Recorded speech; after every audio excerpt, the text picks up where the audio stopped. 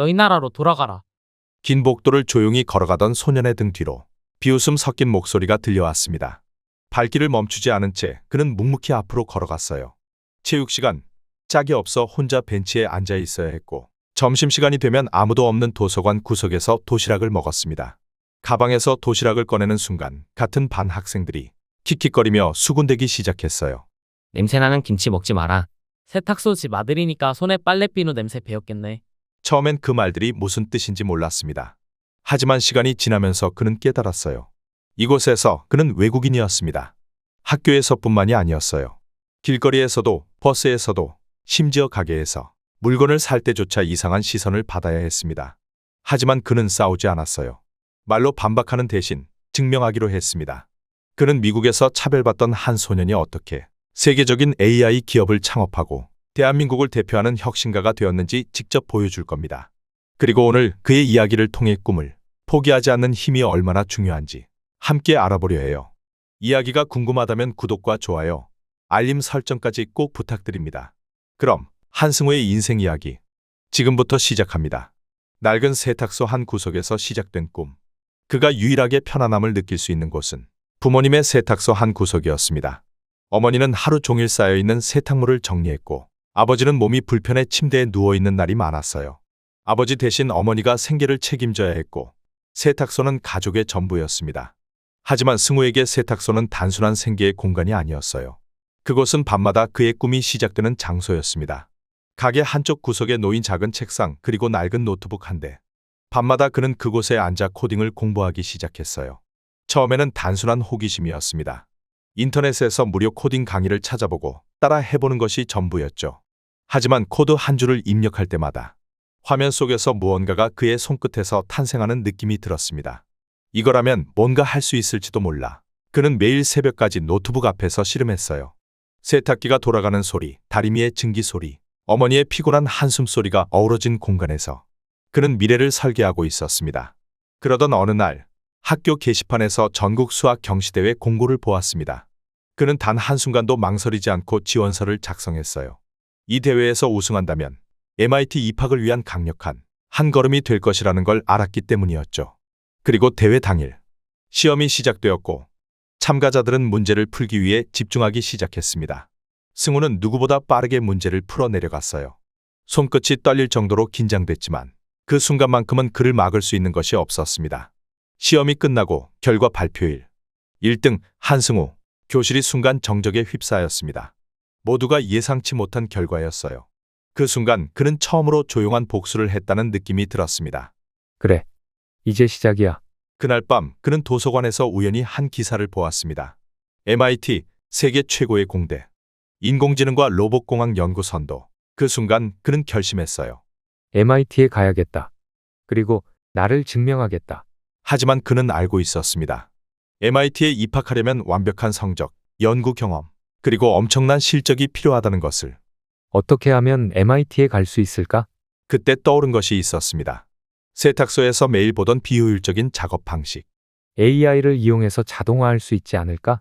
이 작은 아이디어가 훗날 그를 실리콘밸리 혁신가로 만들어줄 첫걸음이 될 것이라는 걸 그는 아직 알지 못했어요. MIT에 가기로 결심한 순간부터 승우의 삶은 완전히 바뀌었습니다. 공부하는 시간은 물론이고 자는 시간까지도 줄여가며 입학에 필요한 모든 것을 준비하기 시작했어요. 하지만 현실은 녹록지 않았습니다. MIT는 단순히 성적이 좋다고 들어갈 수 있는 학교가 아니었어요. 전국 최상위권 성적은 기본이고, 수학 올림피아드 수상 경력, 창의적인 연구 경험, 그리고 강한 개성이 드러나는 에세이가 필요했습니다. 그런데 승우는 혼자서 모든 걸 준비해야 했어요. 유명한 과외 선생님도 없었고, 대학 입시 컨설팅을 받을 형편도 아니었죠. 그가 의지할 수 있는 건 도서관과 인터넷 강의, 그리고 끈기뿐이었습니다. 내가 직접 길을 만들어야 한다. 그는 스스로 MIT 입시를 분석하고 입학에 필요한 요소들을 하나씩 만들어 나가기 시작했습니다. 한국 애들은 창의성이 없대. 고등학교 2학년, 승우는 전국 수학 올림피아드 결승에 진출했어요. 이번에는 개인전이 아닌 팀전이었습니다. 팀원들은 MIT 교수 출신 부모를 둔 백인 학생들과 명문 가문 출신 학생들이었어요. 그리고 그들 사이에서 유일한 동양인 한승우. 경기가 시작되었고 모든 팀이 막판 문제에서 막혔습니다. 그때 승우가 답을 찾아냈어요. 그는 칠판 앞으로 나가 기존 공식을 뒤집는 새로운 접근 방식을 설명했어요. 심사위원들이 놀라며 수군거리기 시작했습니다. 이 풀이 방식 기존 이론을 완전히 뒤집었군요. 경기 결과가 발표됐습니다. 승우의 팀이 우승을 차지했어요. 하지만 시상식에서 대표로 나선 사람은 백인 팀원이었어요. 심사위원장은 이렇게 발표했습니다. 이번 대회의 대표 수상자는 리처드 밀러입니다. 강당에서 박수가 터졌지만 승우는 묵묵히 박수를 쳤어요. 그 순간 그는 또 한 번 깨달았습니다. 이곳에서 인정받으려면 더 확실한 무언가가 필요하다. 그날 밤 그는 새로운 목표를 세웠습니다. MIT에 가서 내가 만든 걸로 세상을 바꿀 거야. MIT에 지원하려면 단순히 수학을 잘하는 것만으로는 부족했어요. 특별한 연구 경험이 있어야 했습니다. 승우는 직접 AI 기반의 데이터 분석 프로젝트를 기획했어요. 그가 떠올린 것은 부모님의 세탁소였습니다. 매일 반복되는 작업 비효율적인 운영 방식, 늘어나는 노동 강도. 이걸 AI로 해결할 수 있지 않을까? 그는 세탁소 운영 데이터를 분석하고 최적의 세탁 경로와 작업 방식을 찾아주는 AI 자동화 알고리즘을 개발했어요. 이 프로젝트가 MIT 입학을 결정짓는 핵심 요소가 될 거라고 확신했습니다. 하지만 예상치 못한 문제가 터졌어요. MIT 입학 면접 당일, 승우는 면접관 앞에 앉았습니다. 이제 그의 연구를 설명할 시간이에요. 하지만 면접관들의 첫 반응은 싸늘했어요. 이 프로젝트를 자네가 직접 했다고?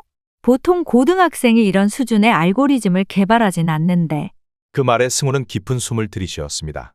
그는 노트북을 열고 코드를 직접 작성하기 시작했어요. 칠판의 알고리즘을 설명하며 세탁소 운영을 최적화하는 AI 모델을 시뮬레이션했습니다. 면접관들의 표정이 변하기 시작했어요. 이 알고리즘, 기존의 세탁물 처리 방식과 완전히 다르군요. 지금까지 MIT 지원자 중에 이런 접근법을 보인 사람은 없었습니다. 몇 분간의 침묵 끝에 면접관 중 한 명이 입을 열었어요. 한승우, MIT에서 너 같은 학생을 본 적이 없어. 우린 내가 우리 학교에 합류하길 원합니다. 그 순간 승우는 MIT 합격을 직감했어요. 이제 진짜 시작이다.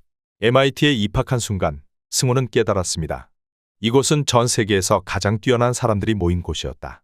각자의 분야에서 천재라고 불리는 학생들이 누구보다 빠르게 연구하고 누구보다 깊이 고민하며 누구보다 치열하게 경쟁하는 곳. 내가 여기서 살아남을 수 있을까? 잠시 불안함이 스쳤지만 그는 곧 마음을 다잡았어요. 나는 이미 여기까지 왔다. 이제 증명할 시간이다. 승우는 MIT에서 데이빗 스미스 교수를 만났습니다. AI 분야의 세계적 석학이었던 그는 승우의 세탁소 AI 프로젝트에 깊은 관심을 보였어요. 이 아이디어를 더 확장하면 단순한 세탁소 자동화를 넘어 더 많은 산업에서 혁신을 일으킬 수 있겠군요. 그 말 한마디가 승우의 인생을 바꿨어요. 그는 교수의 연구실에 합류해 AI를 활용한 최적화 기술 연구에 집중했습니다. 그리고 마침내 그는 자신만의 AI 스타트업을 창업하기로 결심했어요. 스타트업의 이름은 뉴런, AI를 활용해 물류와 생산 공정을 자동화하는 혁신적인 플랫폼이었습니다. 하지만 승우는 곧 첫 번째 실패를 경험하게 됩니다. MIT 졸업을 앞두고 승우는 실리콘밸리 벤처캐피털 행사에 참가했어요. 수많은 투자자들 앞에서 그는 뉴런의 AI 솔루션을 발표했습니다. 발표가 끝난 후 투자자들이 질문을 던졌어요. 기술은 인상적이군요. 그런데 고객은 있나요? 이걸 사용할 실제 기업들이 있습니까? 그 순간 승우는 말문이 막혔어요. 그는 기술 개발에만 집중하느라 정작 고객이 무엇을 원하는지 고민하지 않았다는 사실을 깨달았습니다. 완벽한 기술이 아니라 필요한 기술을 만들어야 한다. 그의 첫 번째 스타트업 뉴런 1.0은 실패했어요. 그 실패는 쓰라렸지만 승우는 좌절하지 않았습니다. 그는 실리콘밸리에서 가장 성공한 창업자들을 찾아가 조언을 구했어요. 그리고 그는 중요한 사실을 깨달았어요. 시장과 고객이 원하는 걸 먼저 찾아라. 그 다음 그 문제를 해결할 기술을 개발해라. 그렇게 그는 두 번째 도전을 시작했습니다. 이번에는 고객 중심의 AI 솔루션을 개발하기로 결심했어요. 한 번 더 해보자. 이번엔 다르게. 그의 두 번째 스타트업 뉴런 2.0이 시작되는 순간이었습니다. 첫 번째 창업 실패 후 승우는 다시 시작하기로 결심했습니다. 이제는 단순히 뛰어난 기술을 만드는 것이 아니라 고객이 원하는 기술을 만들기로 했어요. 그는 투자자들과 고객들을 직접 만나면서 AI가 실질적으로 어떤 문제를 해결할 수 있는지 파악하기 시작했습니다. 그리고 마침내 새로운 아이디어가 떠올랐어요. 기존 데이터 분석 방식은 너무 비효율적이야. AI를 활용해서 기업들이 더 빠르게, 더 정확하게 의사 결정을 내릴 수 있도록 도와주면 어떨까? 이 아이디어를 바탕으로 그는 두 번째 스타트업 뉴런 2.0을 설립했습니다. 실리콘밸리의 벤처캐피털 행사에서 그는 다시 고등학교 시절 자신을 조롱했던 제이슨 밀러를 만났어요.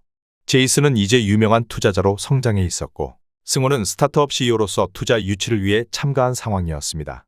승우, 아직도 뭔가 개발한다고?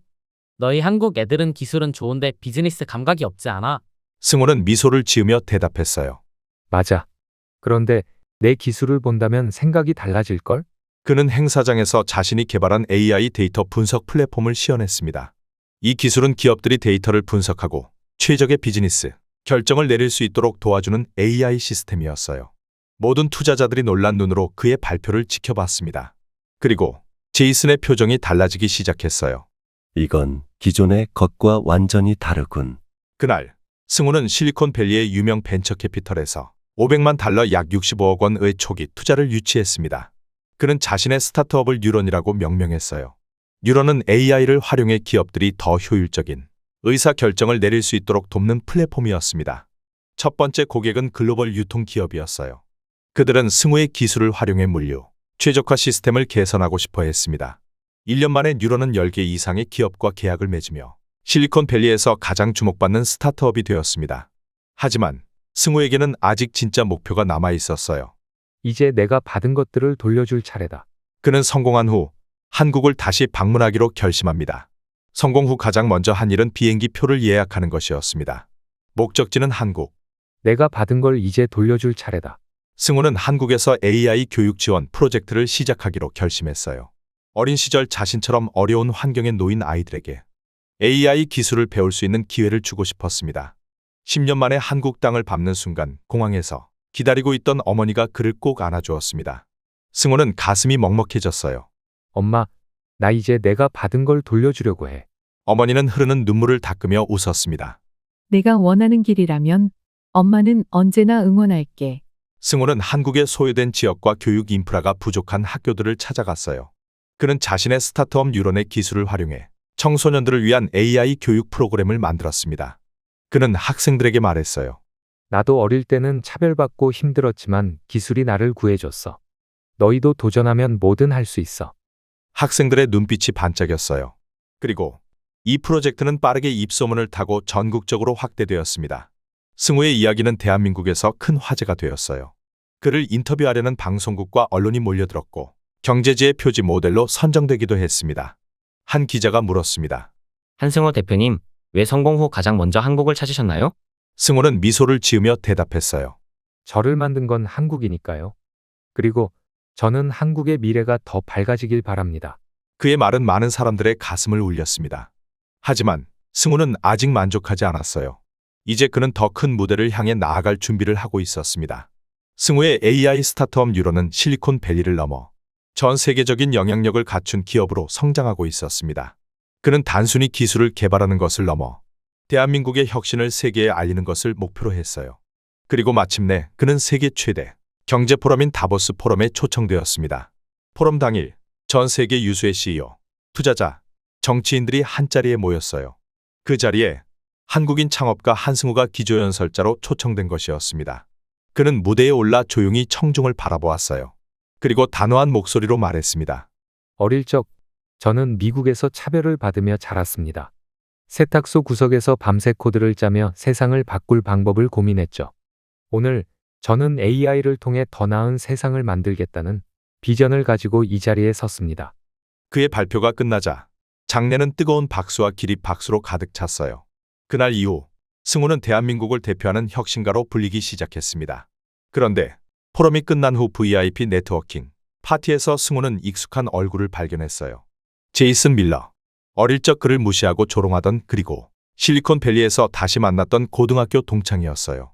제이슨은 긴장한 얼굴로 승우에게 다가와 말을 걸었습니다. 승우, 그땐 우리가 너무 철없었어. 우리가 같이 일할 수 있을까? 승우는 조용히 웃으며 샴페인 잔을 들었습니다. 우린 서로 다른 길을 가야 할 것 같아. 그 말과 함께 그는 다른 투자자들과 인사를 나누며 테이블을 떠났어요. 그 순간 제이슨의 표정은 충격과 후회로 굳어졌습니다. 성공이 최고의 복수다. 승우는 말 한마디 없이 그 누구보다 높은 자리에서 자신을 무시했던 사람을 내려다보고 있었습니다. 그는 이제 단순한 창업가가 아니라 대한민국을 대표하는 인물이 되었어요. 세계적인 경제지들은 그의 성공 스토리를 앞다투어 다뤘고 그는 한국의 일론 머스크라는 별명을 얻기도 했습니다. 그리고 마침내 그는 대한민국 정부로부터 국가 훈장을 받게 되었습니다. 훈장을 수여하는 자리에서 대통령이 그의 손을 잡으며 말했습니다. 한승우 대표님, 당신은 대한민국의 자랑입니다. 그날 밤 승우는 서울의 한옥이 있는 작은 마을을 찾아가 할머니의 묘소를 방문했어요. 묘비 앞에 조용히 앉아 어릴 적 할머니가 했던 말을 떠올렸습니다. 승우야, 어디서든 당당하게 살아야 한다. 그는 묵묵히 묘비를 쓰다듬으며 속삭였어요. 할머니, 저 이제 당당한 대한민국 사람이에요. 그의 눈에 오랜만에 눈물이 맺혔습니다. 승우의 목표는 이제 더 이상 개인적인 성공이 아니었습니다. 그는 대한민국의 혁신을 세계에 알리고 미래 세대가 더 나은 환경에서 꿈을 꿀 수 있도록 돕고 싶었어요. 그는 AI 기술을 기반으로 한 글로벌 교육 플랫폼을 론칭하며 전 세계 아이들에게 무료 AI 교육을 제공하기 시작했습니다. 그리고 마침내 그의 다큐멘터리 Korean Dream, 이 넷플릭스를 통해 전 세계에 방영되었습니다. 화면 속에서 어린 시절 세탁소에서 코딩을 하던 승우의 모습이 비쳤어요. 그 모습 위로 그의 목소리가 흘렀습니다. 내 꿈은 단순한 성공이 아니었다. 내가 겪은 차별과 아픔이 다시는 반복되지 않도록 나는 기술로 세상을 바꾸고 싶었다. 그리고 나는 한국인이다. 그 장면에서 한국의 수많은 시청자들은 눈물을 흘렸습니다. 대한민국의 아들 한승우의 이야기는 이제 전 세계의 희망이 되었습니다. 한승우는 자신의 도전으로 세상을 바꾸었고 대한민국을 빛낸 인물이 되었습니다. 하지만 이 이야기는 단지 한 사람의 성공담이 아닙니다. 우리는 늘 어려운 환경 속에서도 포기하지 않고 끊임없이 도전하며 나라를 일으켜 세운 대한민국의 국민입니다. 1950년 전쟁의 폐허 속에서도 우리는 다시 일어섰고 세계가 불가능하다고 했던 기적을 만들어냈습니다. 가진 것이 없던 시절에도 의지와 노력 하나로 경제 대국을 일구고 세계를 놀라게 했습니다. 그리고 지금 또 다른 시대의 도전이 우리 앞에 놓여 있습니다. 이제는 우리가 가진 경험과 지혜를 바탕으로 더 나은 미래를 만들어갈 차례입니다. 배움의 나이가 없고 도전의 한계는 없습니다. 어느 시대든 대한민국의 정신은 끊임없이 도전하고 변화하는 힘이었습니다. 만약 이 이야기를 통해 한국인으로서의 긍지와 자부심을 다시 느끼셨다면 구독과 좋아요로 함께해 주세요. 이제 우리가 살아온 이야기와 정신을 다음 세대에게 남길 차례입니다. 앞으로도 대한민국의 저력을 담은 더 깊이 있는 이야기들을 전해드리겠습니다. 감사합니다.